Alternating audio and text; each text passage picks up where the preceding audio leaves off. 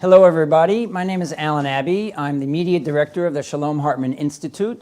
We're here in Jerusalem with Alan Smason of the Crescent City Jewish News and Mike Wagenheim of I-24, a cable station that broadcasts in 3 languages. We'll hear more about that in a minute. This is a special Hartman Institute American Jewish Press Association webinar.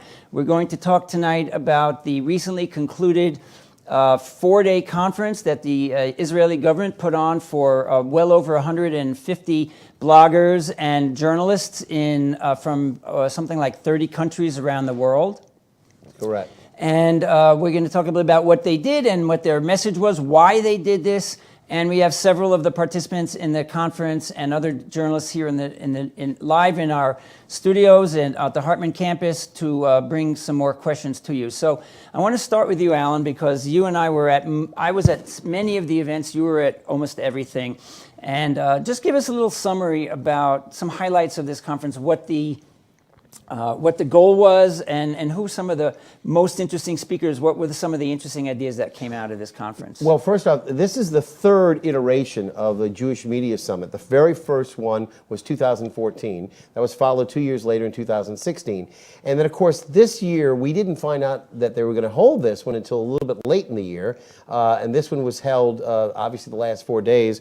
But this is the 3rd one. This is a little bit different than the other. The other 2 were more reaching out to traditional media. This one was intending to reach out to more of the new media, the bloggers, the social media people, the influencers, as it were. And the intent was to try to reach out to them as opposed to just the standard normal, if you will, journalists and editors that they've dealt with in the past. Some of the people that talked to us, of course, the usual cast of characters from the government press office, Netanyahu, and of course was there, and we were very surprised because we were hoping to be able to get some of the top ministers, and at one point there didn't seem to be too many ministers, and then all of a sudden today at the Knesset when we went, who shows up but Benjamin Netanyahu? Well, he fielded questions. Well, that's quite a surprise. Netanyahu, the prime minister, had been on the agenda for the first day.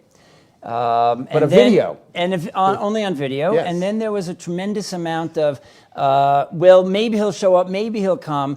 And if I recall, 2 years ago, the prime minister did not show up. So the question is, how seriously did Netanyahu take this program? Actually, he did show up 2 years ago, Okay. but the questions were already fielded, and there was only one person who got to ask a question, and the question that particular person asked was not particularly pertinent to what the discussion was. So what did the prime minister say today? Well, he pretty much talked about the disconnect with the diaspora a little bit that we were talking about. He talked about also anti-Semitism, the rise of it throughout Europe and other parts of the world, and how Israel is essentially trying to become or maintain its position as far as the watchdog for that, and several other aspects of what Israel is doing to try to improve relationships with the outside diaspora. But that's pretty much where he was headed and talking to us about, because it's basically a very difficult task to get him to answer questions. And when he's there, of course, his time is very limited. Today, luckily, if you will, there was a vote in the Knesset, and he was there to try to influence them. So I think that he was sort of doing 2 things at one time. So, Mike Regan, you're a political correspondent and analyst for I-24. I'll ask you in a few minutes to tell us more about I-24, but from your perspective, what was the purpose of this conference? Why did the government press office go to the expense of bringing over 140 people to Israel? Now, by the way, what the government did was it paid everybody's expenses on the ground, which was hotel costs and meals and moving them around, and a few schmitchiks here. There was some entertainment from this group called Voca People.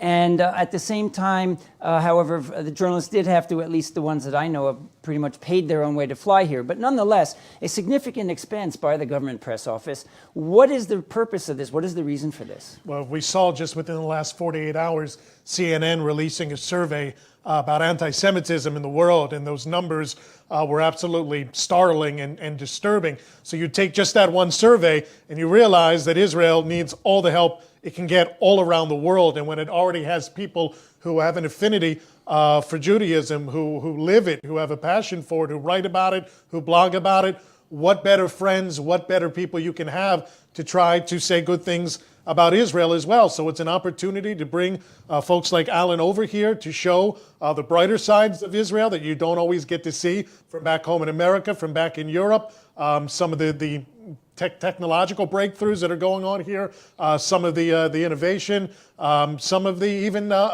cooperation and coexistence that you're seeing with Palestinians that doesn't really get a lot of news as well either. So it's an opportunity to really bring those things to the forefront and to show folks in the diaspora who already have an affinity that, hey, there are some other great things you don't even know about that we'd like you to talk about a little bit more. Well, speaking of anti-Semitism, at one of the sessions I was at, the director of a website in Switzerland, not a country you'd think would be struggling with anti-Semitism, gave a very strong and impassioned speech about just how bad anti-Semitism is in Switzerland. And clearly this is just the day before the CNN report, so she was not exaggerating. So at the same time, at the same conference, the Deputy Prime Minister, Michael Oren of the Kulanu Party, spoke at the opening session. And he talked about, he tried very gently to talk about address the Netanyahu administration's footsie with leaders, authoritarian leaders in Eastern Europe, maybe even President Trump of the United States, but let's stick for the moment at least to Europe, such as Viktor Orban in Hungary. Correct. And who are, they love Israel, but they don't seem to like Jews so much. So where does if the Netanyahu administration, as Alan says, is speaking to seek to develop and improve, be defender of Jews around the world, why do they downplay and whitewash even anti-Semitism in countries such as Lithuania, and even when the shooting happened in Pittsburgh, the Minister of Education and Diaspora Affairs, Naftali Bennett, also made a point of saying, well, America's not that bad. How do you fit those two pieces together? There's some cognitive dissonance going on there for sure. The Prime Minister is in a tight spot, especially when it comes to Europe. The European Union generally votes as a bloc and, generally speaking, has been hostile to Israel in international forums, has not been on Israel's side, rarely takes up for it. So the Prime Minister's strategy was to divide and conquer, to find places where he could pick certain countries off, because everybody has one vote at the United Nations. It doesn't matter if you're America or Luxembourg. Everybody's got one vote. So if you can start to divide and conquer and get friends here and there, then you can start to turn the tide. Now, where do those friends come from? It's not coming from France. It's generally not coming from Germany. He had to find another course. Unfortunately, that course has consequences. And you look at, the Viktor Orbans of the world. You're also looking at not so much Sebastian Kurz from Austria, but his partners within the far-right Freedom Party with a history of neo-Nazism, anti-Semitism. Israel, at least for the moment, is boycotting that party, but doing business with that government. It's a fine line to walk, but the Prime Minister felt like he had no choice but to find friends where he could to start turning the tide in international forums. So, Alan, speaking of finding friends where he could, you're a journalist. You believe in telling the true story, the real story, sometimes a difficult story. Despite the show of support, and I know you're a Zionist and a supporter of Israel, but as a journalist, you also want to tell both sides or the many sides of a story. So when the Prime Minister openly, in a way, asks you to be his PR guy because Israel gets bad coverage from other media, as even that was part of the session, what do you do as a journalist? How do you respond to that? He can ask. The point is that we are on their dime, as it were, or shekel. The fact is that we have paid our way here, and we get to hear what they want to say. What we have to do is ask the questions. Today, we were able to actually ask some questions of the Prime Minister that had never been able to be asked previously, and I was very thankful for that. But again, there are a lot of tough questions that don't get asked. And so in those particular cases, what we have to do is just sort of do what we can to be vigilant, to pursue the truth, and do what we can to try to discern whether or not we're being fed a line or not. I can tell you quite honestly, as a journalist, I was quite appalled when I asked a specific question back in 2014 about where the three boys who had been abducted, where they might have been abducted, and that there were reports that we had heard through the grapevine, unconfirmed, that they had been killed and that were actually taped, and that they had actually heard that. We asked the government spokesman about that pointedly. Have you heard any? Don't know what you're talking about. So again, in the United States, we're used to getting answers to tough questions. Here, the answers may not be as forthcoming. Well, it was one of my journalistic heroes, I.F. Stone, who said all governments are run by liars. So maybe he was lying for a good cause, perhaps. Well, and that's what they would probably say, that for security purposes they didn't want to say anything. But again, those are the sorts of things that can be done in deep background. And not bruise the feelings between the journalists and the government people that are actually the spokespeople. So, Mike, one of the themes, one of the hottest sessions of the conference was on the question of when does anti-Zionism become anti-Semitism? And there was, for those of you in the know, I'll take a few seconds to set this up. There was Ephraim Zurov, who's the last Nazi hunter from the Simon Wiesenthal Center, who focuses on Europe and is quite aware of the rising anti-Semitism. And there was another person from the Israel Project who spoke actually quite moderately. But for the journalists in the audience, one of the more fun aspects of this was seeing Caroline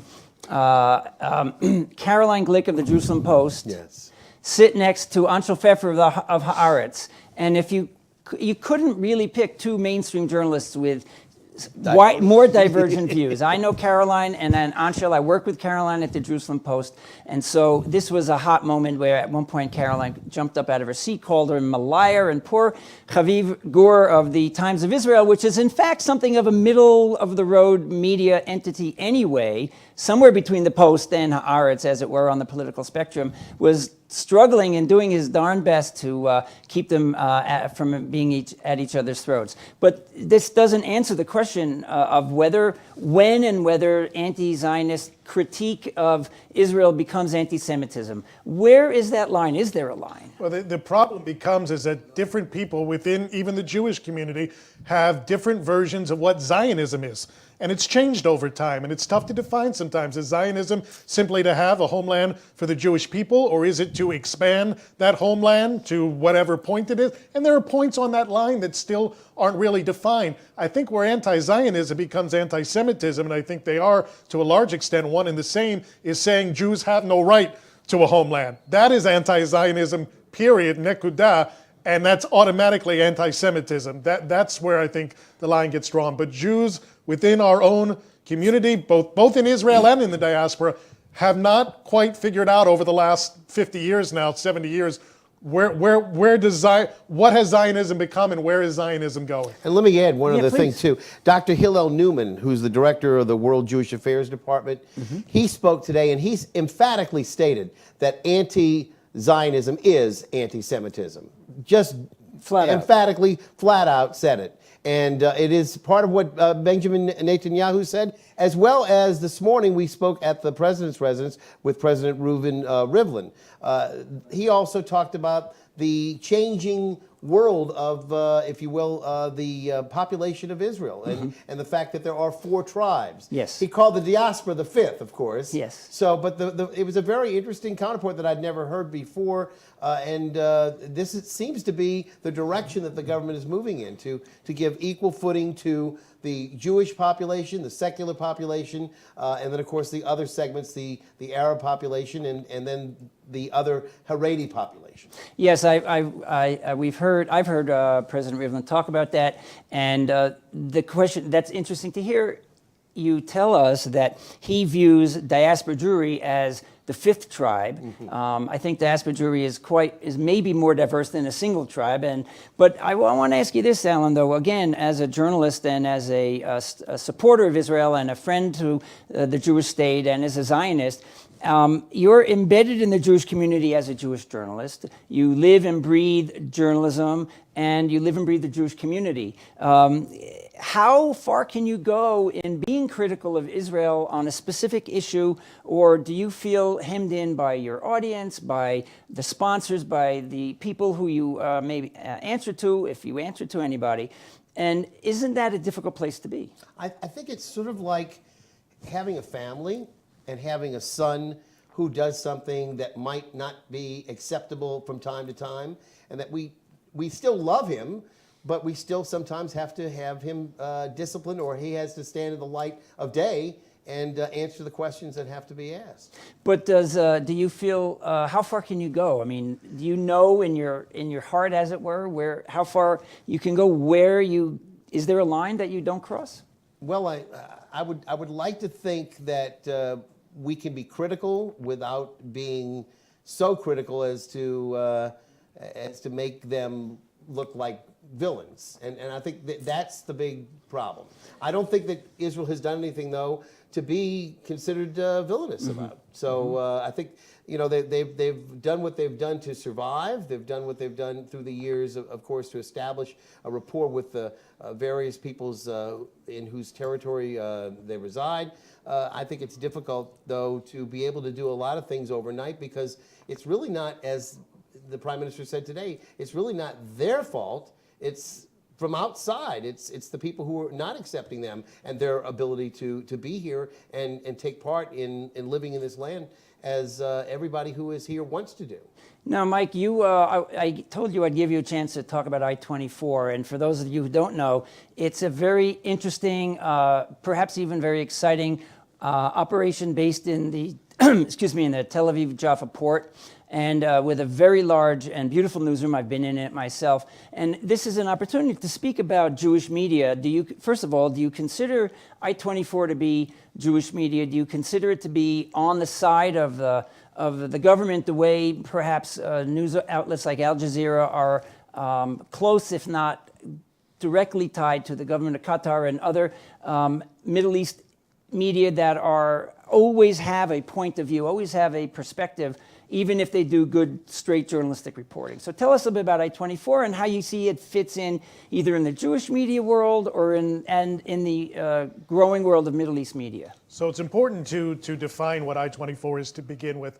Number one, unlike Russia Today, unlike Al Jazeera, unlike France 24, we're not owned by the government. We're owned by a corporation called the Altice Group, which is the head of that group is Patrick Draghi. He's a Moroccan Israeli who lives in France. He's the owner of a large cable system here in Israel. We do not answer to the government, period, which we're the only international television station broadcasting through the world that is not government-owned and government-controlled. As far as Jewish media goes, I don't define us as Jewish media. I define us as Israeli media, as Middle East media. We have 330 journalists from all around the world, all different religions. I sat on a panel one day.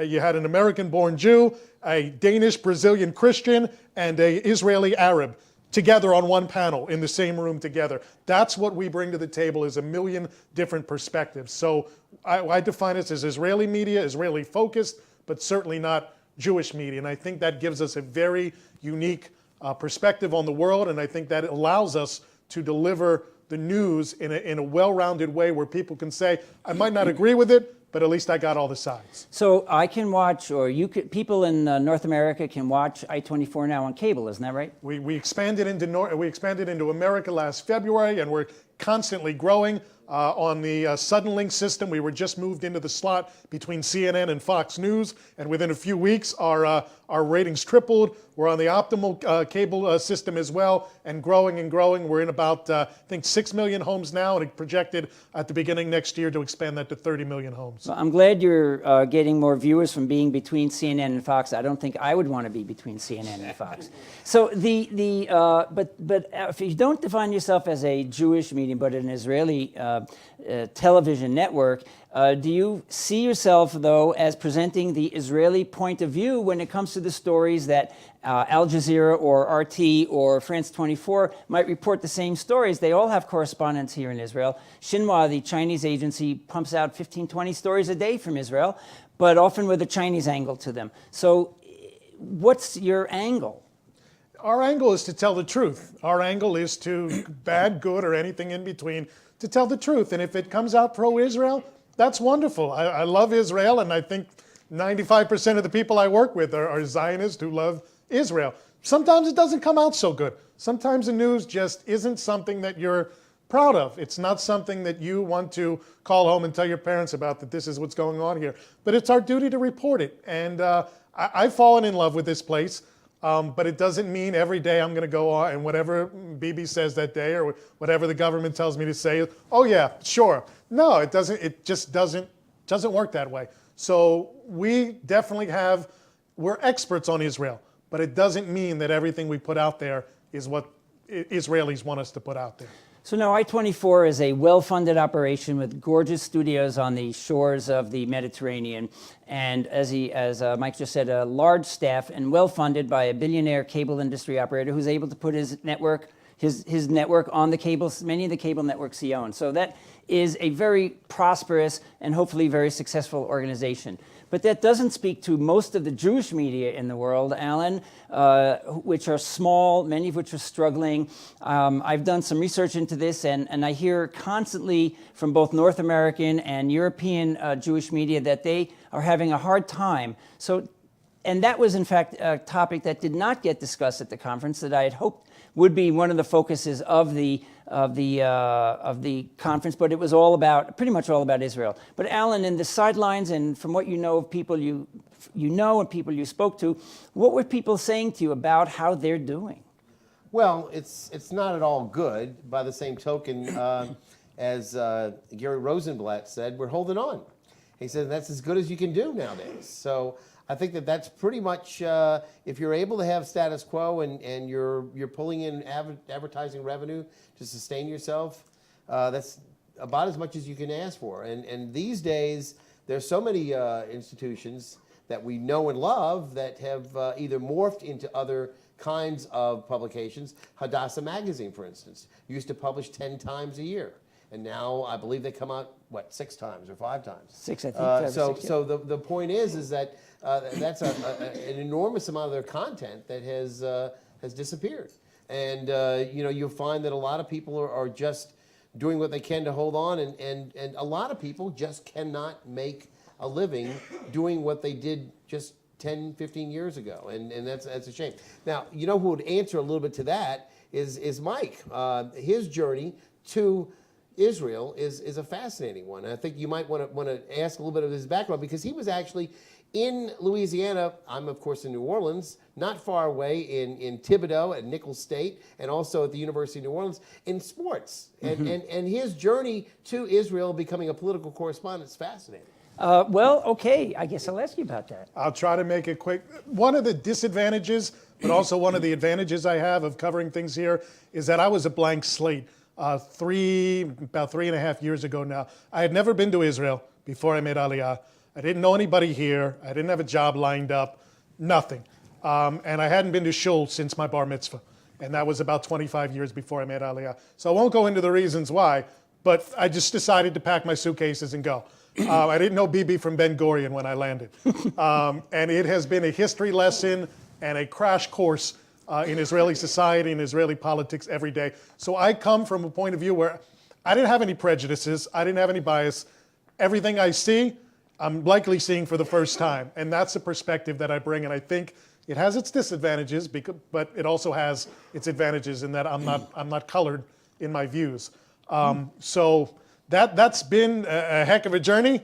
It's been amazing learning the political system here. One thing that I've learned very quickly, and I can tell, obviously I go on the news and have to predict and prognosticate, and I'm correct much more often than I'm not. And I can tell my wife 3 weeks in advance what the result's going to be of the next scandal.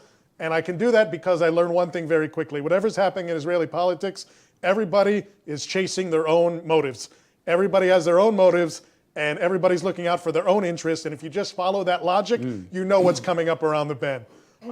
So it's been an amazing ride so far, and again, it's been an eye-opening experience. Well, that is quite a story. I have not a similar kind of a story, but again, that's for another time, maybe over a beer together. We have some members of the Jewish media who were at the conference. We're going to invite them up to the standing mic here to offer some thoughts in a minute, but I just wanted to ask you again, Alan, about there was a different population, as you said, at this session than there was. The previous sessions included primarily traditional media, newspapers and magazines. Yesterday at lunch, I sat with 5 women who are food bloggers who all live and work in the New York area. One has actually moved to Israel, but they're very New York. And one is a dietitian, and one has a cookbook, and one does parties and one does, I don't know, one does lifestyle, and they all work together. And they were there part of this conference, and a key part, because there were 5 of them, and they were there telling their stories during lunch. One of the women was broadcasting into her phone while we were eating somewhat gluey lunch. So what is this kind of audience, this kind of new media, how do they fit with the Jewish media that you're familiar with, the traditional newspapers, and are they the future? Is that why the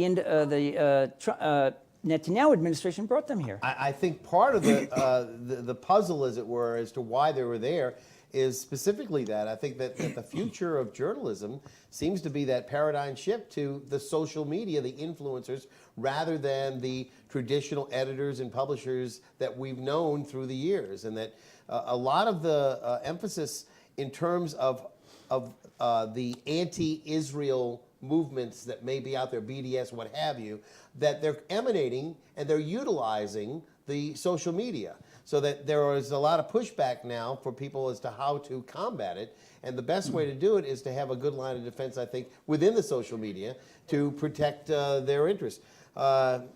It's just, I think, the way that they see that the future is going to be, and that the people out there who are right now blogging will become the people that other people will depend upon because of their unique status now as members of the blogosphere, or as members of influencers, as it were. Well, while we wait for somebody to come to the mic, I just wanted to pose one more question to you, Mike, and that is, okay, so one of the, speaking of your calling yourself a blank slate, one of the people I met yesterday, not one of these food bloggers, was a woman who ran a blog in Connecticut, and maybe she's been to Israel once, but she's pretty much a blank slate from her own admission. And recently, she was either acquired or hired by a mysterious organization. She wouldn't tell me the name, a Jewish organization.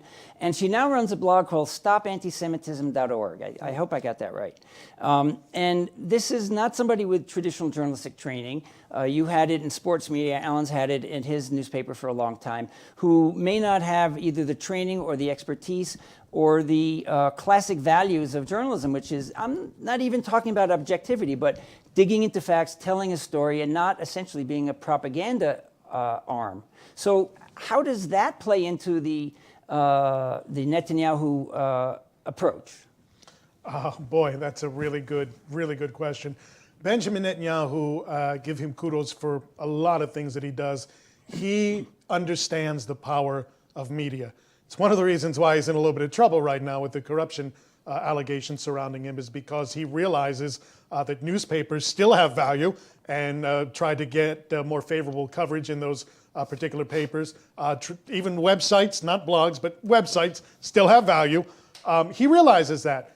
So it's been really his push to make sure he's been getting favorable coverage in traditional outlets. And he's hired at the same time a lot of these, I feel so old for saying this, a lot of these hip social media young guys that are just out of the IDF, who got their training through the IDF in social media, in new media, and they're part of the Prime Minister's office. They're on the payroll there.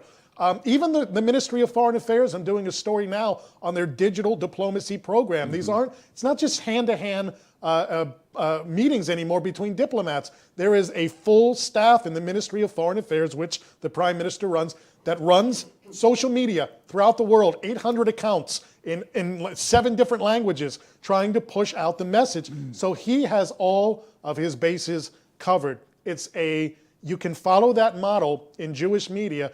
And it's not just good enough to have social media. It's not just good enough to have blogs. You have to have all your bases covered now if you want to be a successful endeavor, and you've got to find the people that can cover all your bases. Well, speaking of covering all the bases, I'm going to put one of our audience members on the spot. Eita Gibson has been a veteran Israeli journalist. She's written for probably every news organization out here, both in Hebrew and in English.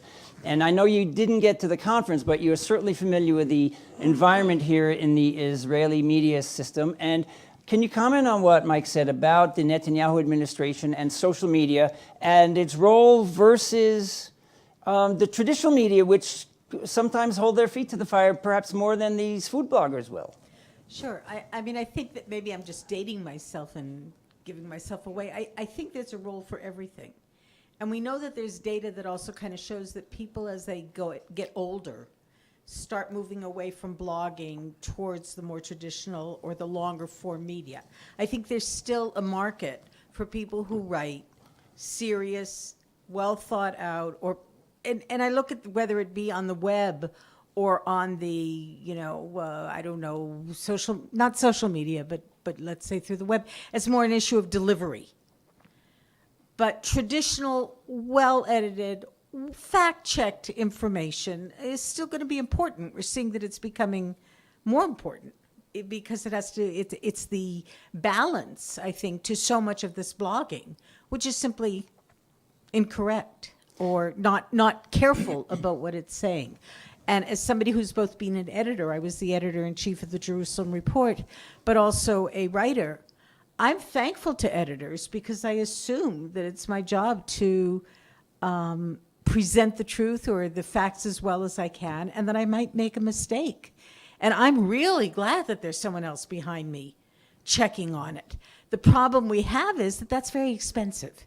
That means that I'm very reassured that anything I write is read by somebody who's knowledgeable, who questions it, who catches errors.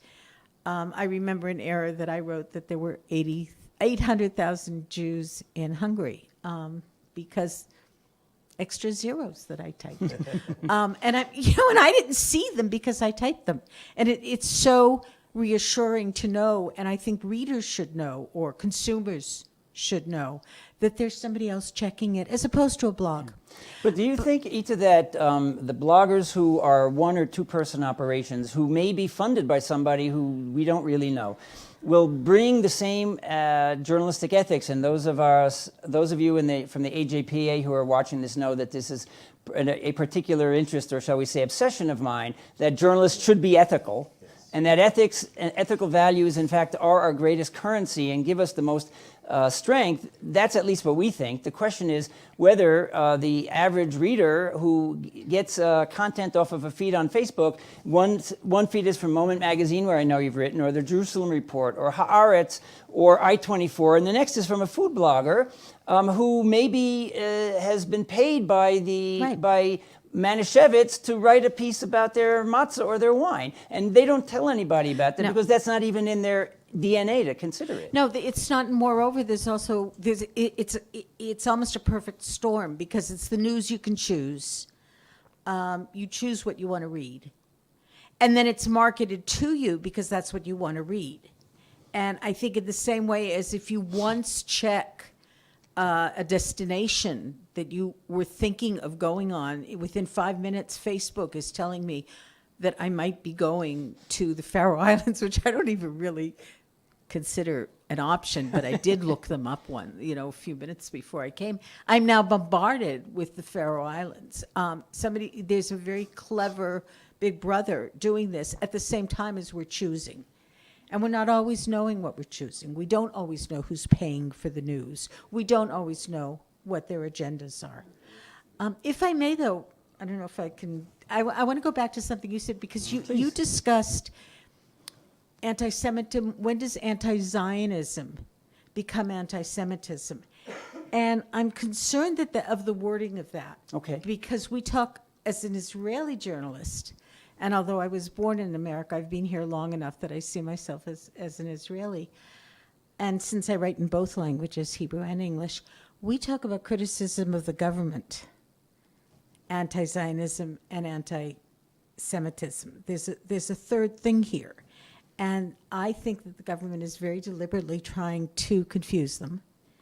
Certainly the anti-Zionism critique of the government trying to confuse, using it as a canard that comes up all the time. Everything's anti-Semitic. And that is a great way to rally the troops, especially when, as we all say, just because you're paranoid doesn't mean they're not after you. There generally is anti-Semitism, and it's growing, and we're concerned about it. Criticism of the government is not the same thing. And of course, as an Israeli journalist, I see it my responsibility to critique the government. That's one of the things I do. That, as far as I'm concerned, when I teach journalism, and I know I didn't make this up, but I don't know where it came from. So with all due respect to whomever I'm plagiarizing. You know, we say if your mother says she loves you, we want it confirmed by 2 independent sources. And now you got to tell the kids that Wikipedia isn't a source.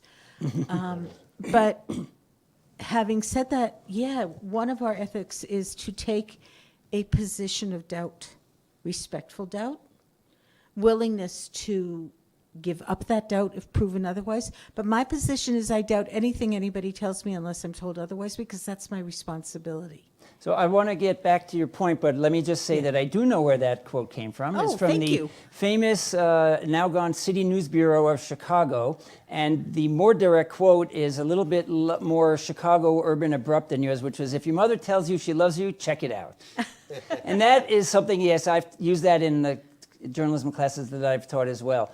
But I want to bring this back to you two guys about is criticizing the Israeli government. Can that be done without it being perceived as anti-Zionist? And I think Eita is 100% correct when she says that in Israel, the level of criticism of the government by the media is far higher than is anything tolerated in North America within the Jewish community of North America. And Alan and Mike, I'd like you to address that. Do you feel comfortable critiquing the Israeli government, or do you fear that people will call you out on that? Well, there's 2 different things here now at play, because first of all, in the United States, freedom of the press is guaranteed according to the Bill of Rights, the Constitution.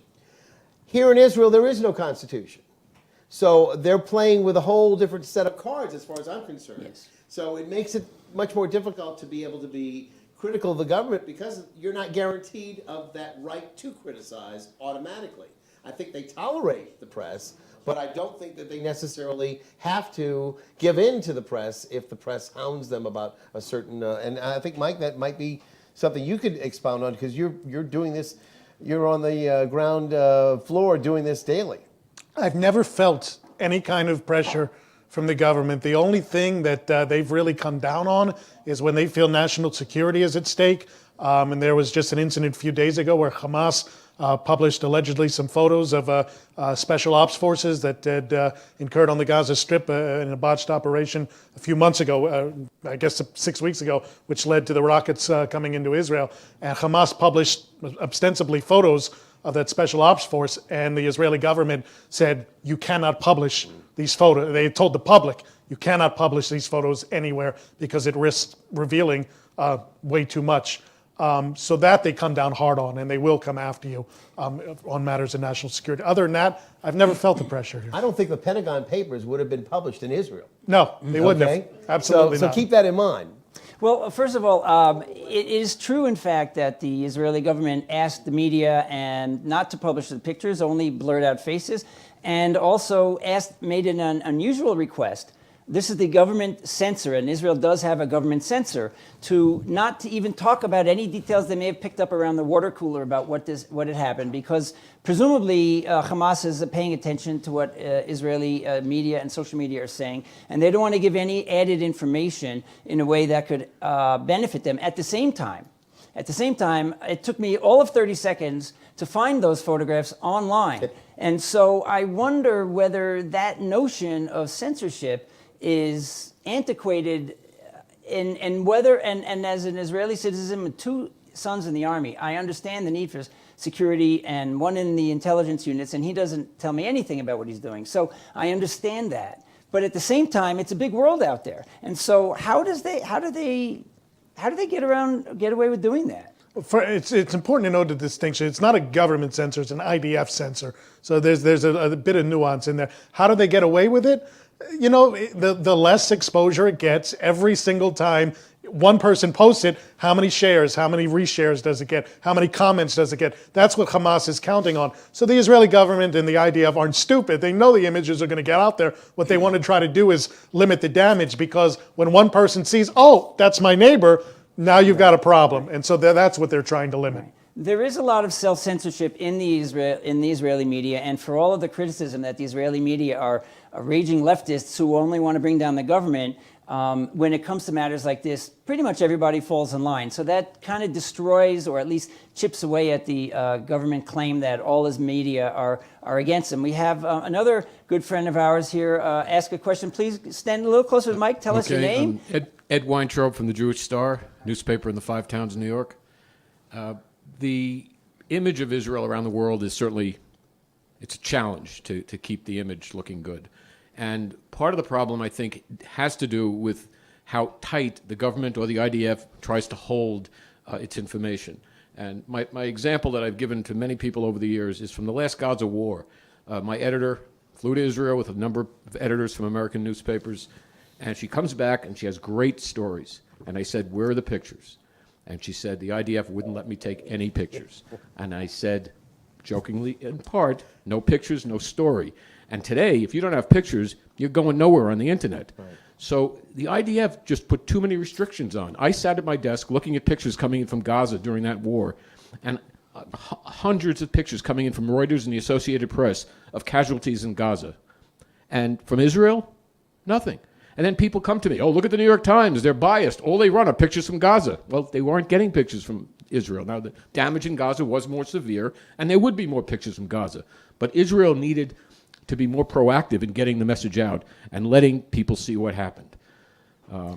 So, Ed, while we have you here, I wanted to, you and I chatted a little bit during the conference, and we were discussing the economic vitality and we have another media person here I want to bring on in a few minutes too, but we were talking about media vitality. The Five Towns of Long Island, for those who don't know, is a very Jewish community, growing, and there are actually 3 newspapers in this area covering ostensibly the same news and focusing on one segment, perhaps the largest, you tell me, of Jewish community in that area. Tell us a little bit about that, because it is, first of all, it's unique, I suspect. It's unique. Yeah. And it's healthy. I tend to think and hope competition is healthy, but tell us a little bit about that. Right. Well, I've been in the newspaper business for 40 years. I published a secular paper, the Brooklyn paper, for 30 years in Brooklyn. So the newspaper business is in my blood. But I don't see a long-term strategy for saving newspapers in general. And that goes for Jewish newspapers in general. The exception that I think will hold on a little bit longer are the Orthodox newspapers. In the Five Towns, there are 3 papers. Mine happens to be the smallest at this point. The other papers run between 100 and 144 pages every single week. Alan just fell out of his chair. He wishes he could do that. And this is probably around 60% advertising. Yeah. In Brooklyn, there's a paper that does the same, and in Queens and in part of New Jersey, there are also free distribution Jewish newspapers, widely read in their communities, packed with advertising. And the reason is that in the Orthodox community, you've got Shabbos, you have Yom Tov, and those papers go into the houses and they are read. And but that's an exception. You know, that's an exception to the rules. So we're doing well in the Five Towns, and I wish the rest of Jewish media could find a solution too. So as a paper for the Orthodox, though, and I've had some dealings with some of your competitors or frenemies, whatever, in your region, they're not really open to the entire Jewish community, are they? We get this comment. There are issues, all right, obviously. In the Orthodox community, we have certain community standards about what you're able to publish. And in the Orthodox community, while we certainly respect people who have different paths to Judaism, there are issues about calling a synagogue, a conservative synagogue, a Reformed temple, a temple. I mean, this is not an issue, I think, in the rest of America maybe, but it's an issue in communities like New York and Baltimore where you have large Orthodox populations. My job as an editor in this community is to be truthful, is to be honest. We don't go out of our way to cover the conservative movement or the reform movement because my readers are not interested in reading about it. And I think that's a basic rule for any newspaper. You're going to cover what your readers are interested in. We gave a lot of coverage to Pittsburgh. We called it a synagogue. We referred to the spiritual leader as a rabbi in that case. But it's a challenge. And I think all of Am Yisrael has a challenge in working together and being together. You know, our numbers are low enough, and we need to find a way to be one. Alan, your paper is a true community paper. Do you reach are you able to bring Orthodox and non-Orthodox viewpoints and readers together? Absolutely. We don't discriminate according to whoever is actually accessing our website. And that we are really a website. We publish annuals, but the website is updated 24/7, except on Jewish holidays and of course Shabbat. But So 24/6. Yeah. Okay. Well, I like to say 24/7 because sometimes there are days where you can, and so.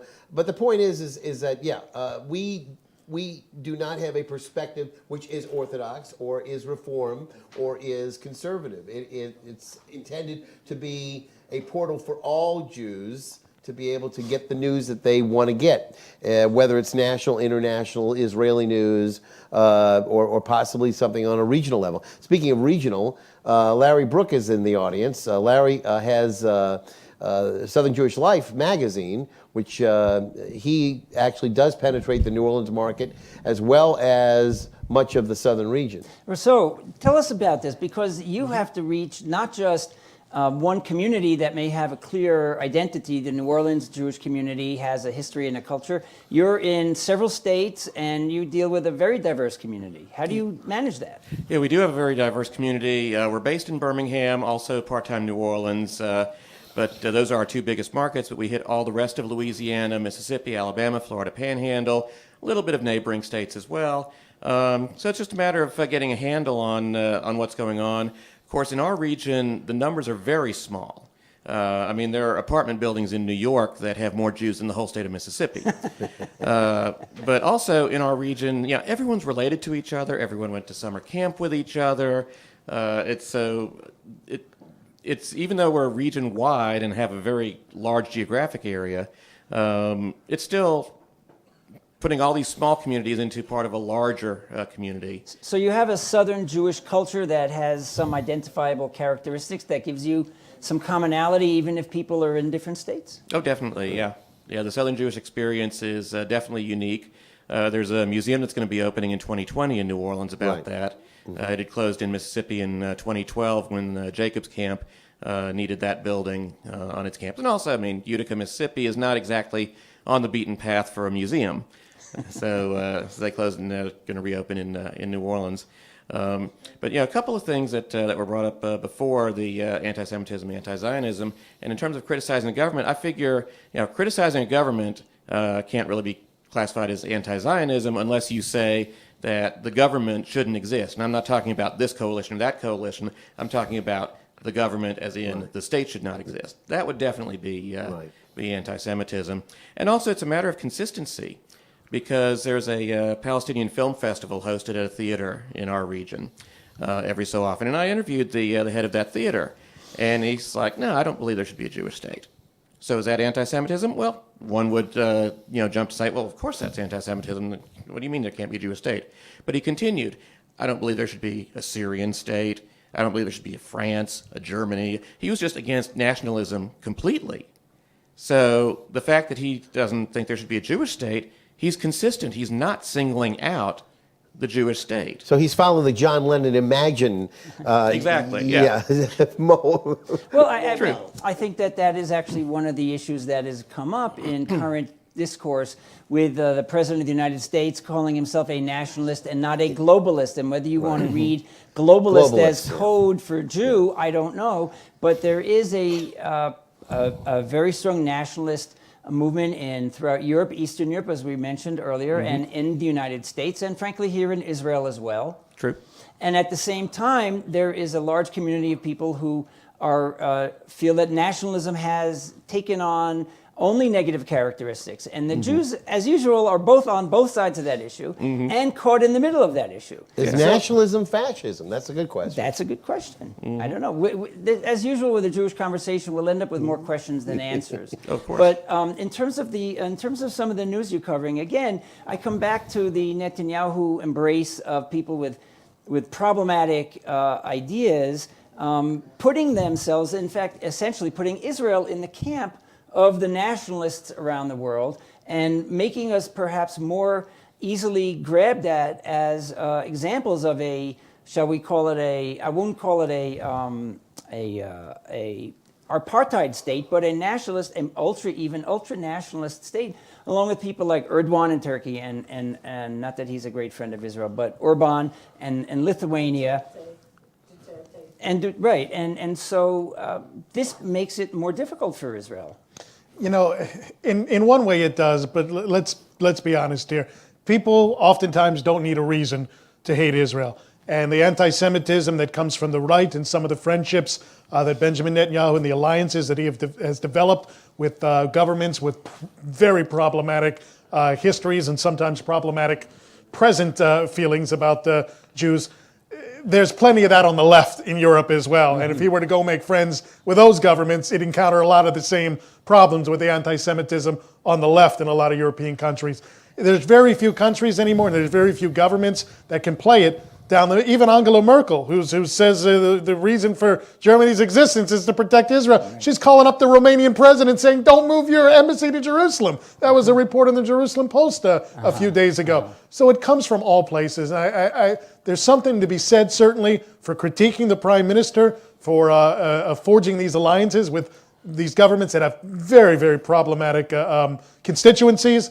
But again, if he goes the other way, you can make the same point.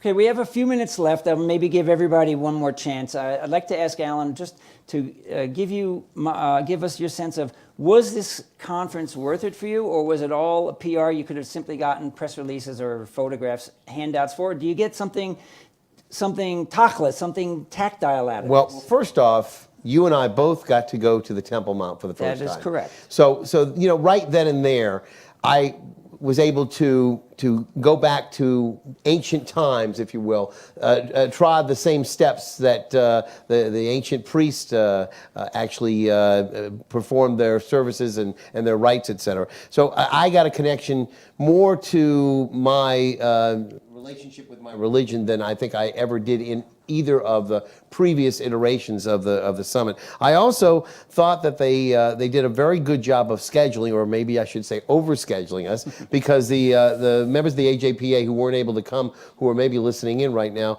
would be pleased to know that while they were able to do their jobs, it was very difficult for us to file reports, to be able to update our websites and things of that sort. We got no spare time, and of course the answer from the government is, well, you're on our dime. You know, you can take your breaks when you want to, when we're not paying for it. So I understood that. But you know, they did really do a little bit of a very good PR job in terms of talking about the arts, in terms of talking about, you know, obviously the startups and the IT advantage that Israel has in this area. But also, you know, they did address some of the questions. I know, Larry, you went to the trek that had to deal with coexistence. Yeah. Could you tell me, because I didn't get to go on that, I was on the arts tour. What exactly happened? Okay. You know, if you could give us a report. So the first thing we did is we got to listen to the architect of the separation barrier and went down to the area. First we went to Gilo, which I'd gone to in 2000 when the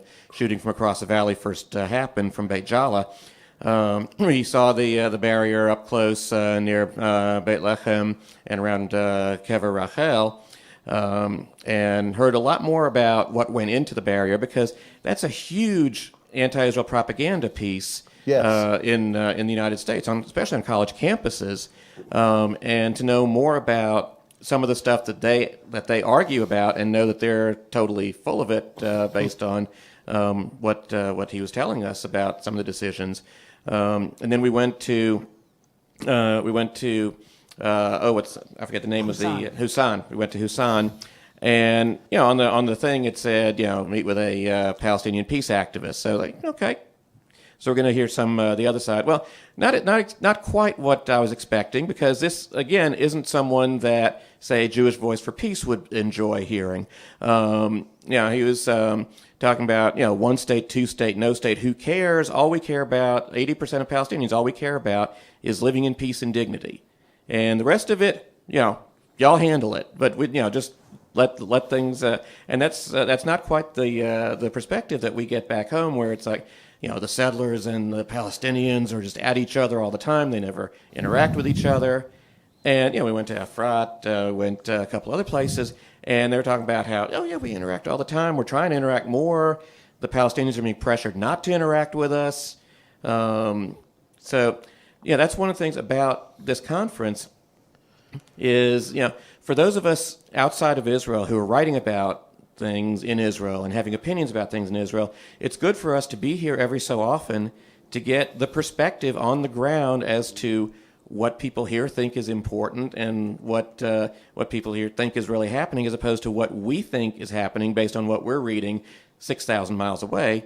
And for me, it's also important because we're launching an additional publication. This was kind of alluded to a couple times during the programs. We're launching a publication coming out of the Southeast, and hopefully it'll go national fairly soon, Israel Insight, which is aimed at the pro-Israel Christian community. And there was a Christian media conference like this a month ago, and I know several people who were at that. And the embrace of Christian supporters of Israel who are incredibly passionate, and for the most part, it is unconditional love. And it's not with a hidden agenda. I've been covering this for 30 years in Alabama. So we're launching that magazine, and Israel's really been embracing that, especially the last few years, and the Jewish world has been waking up to it in recent years. But it's still a relatively little known phenomenon in the Jewish world. So maybe the future of Jewish journalism is reaching out to Christians. That may be where the bottom line is. That's what we're doing. Well, we'll see how you do. Maybe that can be a topic of an upcoming AJPA webinar, either with or without the Hartman Institute's participation, because clearly that is a very hot and somewhat delicate issue. Mm-hmm. When I was at the Jerusalem Post, even 15 years ago, that was our goal, was to get 70 million Christian Zionists reading the Jerusalem Post. Mm-hmm. And we'll see how that goes, and we'll see what that does for the art of journalism in Israel. And I want to give Eita another crack at the mic, because unfortunately, she was pointedly, I think, not invited to this conference. Among many others. And if you come to the mic and give us your sense of, you said you had a final comment, and I'm happy to hear it. I think it's not by chance that so few Israeli journalists were invited to participate, and I wasn't there, obviously, but I would assume that there weren't a whole lot of us rank and file there. There were a few. A few, yeah, and a few who spoke, but right, mostly as speakers. Yeah. So, and you've mentioned a few, but I was thinking about the division between being an Israeli journalist and being a Jewish journalist, and I also write for media in America that is Jewish media. I'm the Israel editor for Moment magazine. And in one way, at least for me personally, they do come together. And we talk in journalism, of course, about frames. And what is the frame within which we present our information as a way of organizing the information, because we can't tell an entire story about anything. It's too much. And so you frame it. And I think part of the frame that brought me here when I was 19, and certainly the frame that's kept me here, and the frame that I use as a journalist, is that Israel's an experiment. There is so much going on here that is of relevance to other countries. We are the first time in 2,000 years of Jewish sovereignty. And I don't need to make a speech of pathos here, but I really believe in that. I think that we don't quite know as a collective, based on Jewish values and Jewish heritage, what to do with power yet. I think we regularly show that we don't know what to do with power. We don't know what to do when we're in charge, how to treat the other when we're the ones who are doing the treating, meaning foreigners, refugees, asylum seekers. What is our responsibility? How do we handle this? And I think that frame, at least for me, is part of I always think of that. Part of me is always saying, how are we handling this? Because collectively, historically, it's probably the first time that we're handling it with sovereignty. And that becomes relevant not only for Jews, but for everyone. Nationalism and ethno-nationalism. Can ethno-nationalism be democratic? Interesting question, but there aren't a whole lot of countries trying to work on it. Right. Not post the two world wars. There certainly aren't certainly not in Europe, of a lot of countries that are not that are uni-ethnic and still trying to absorb an indigenous minority. What does that mean? How do we do that? So criticism, and I know that my columns are often considered very critical. It comes from a deep commitment, though, to believing that this experiment is worth trying. This is valid, it's unique, and it's really hard. And we mess up all the time. And messing up is okay. So, not okay. It's not okay. It's my job as a journalist to call on the messing up. It's my job as a journalist to call on the abuse of power. It's my job to say, what does it mean when we have a leader who's been prime minister for 10 years and is probably going to be longer, whether you like him or not? What is the intent? What happens to those kinds of things? That is what I've committed to do professionally, but it's also what I've committed to do as a Jew and a Zionist. And I think somehow that is what unites us. Even though the government press office tried to keep us not at, what they were more afraid of, I think, is us hanging out at your tables and lunch and the places where we wouldn't be controlled. And Israeli journalists are very not controllable. I would argue about the Pentagon Papers. We publish anything. What we don't publish is Israel has a Good Samaritan law, which is not common in other places. We are first responsible to human life. In fact, as a journalist, if somebody is being hurt and you have the chance to save them, you are bound to try to help them rather than to report or take a picture of it. It's a very old law, it's on the books. So we published Pentagon Papers, but I held up reporting on the when the helicopters went down a few years ago, even though we all knew it until the families were notified. There was no benefit to the public. I think the thing we cut on is benefit to the public. What did it matter to the public on a Friday night to know 2 hours earlier the two helicopters had crashed, killing 70-some young soldiers when the families didn't know yet? And so, again, that's a value that we're looking at. And I just wanted to throw that out, that perhaps we could use that to unify us in our thinking. Yeah. That's great. I thank you. You probably said it better than I would have. So I'm very glad to have you kind of give us that wrap up, Alan. I think Mike, really, Mike, I wanted to have Mike have the last few words because I've talked enough. But you know, we've had another summit come and go, and we'll be back in another 2 years. And I hope that Mike will be able to take part in that one as well. I surely hope. I wish I could have taken part in this one, but politics ruled the week here with everything going on. Hats off to what Jewish media is doing right now. It's so incredibly challenging. The Conference of European Rabbis was at the Knesset last week, and I spoke with the president. He's the chief rabbi of Moscow, Pinchas Goldschmidt, and we were talking about anti-Semitism. And he said, we're always asked to defend Israel. It's time that Israel starts to defend us. We need more from the government. We need more resources.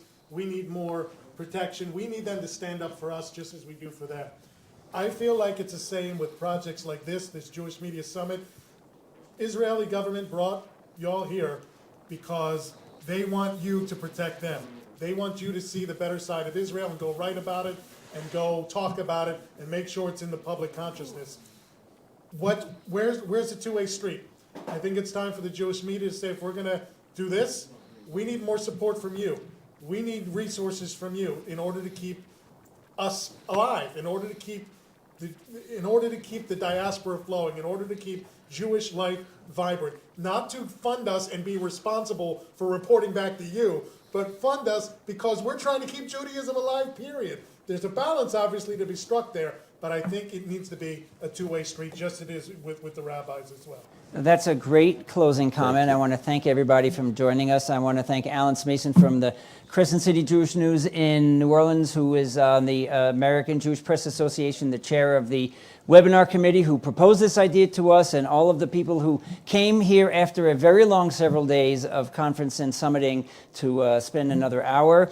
On behalf of myself and everybody here, I want to thank you all for watching. I believe this will also be posted online afterward as well for those of you who will, for those of the people who are on deadline and actually working Right. now and can't get to watch this in, it is essentially the middle of the afternoon in most of the United States. So again, thanks very much. And I'll say good night now from the And Shalom Hartman Institute in Jerusalem. Happy Hanukkah. And happy Hanukkah.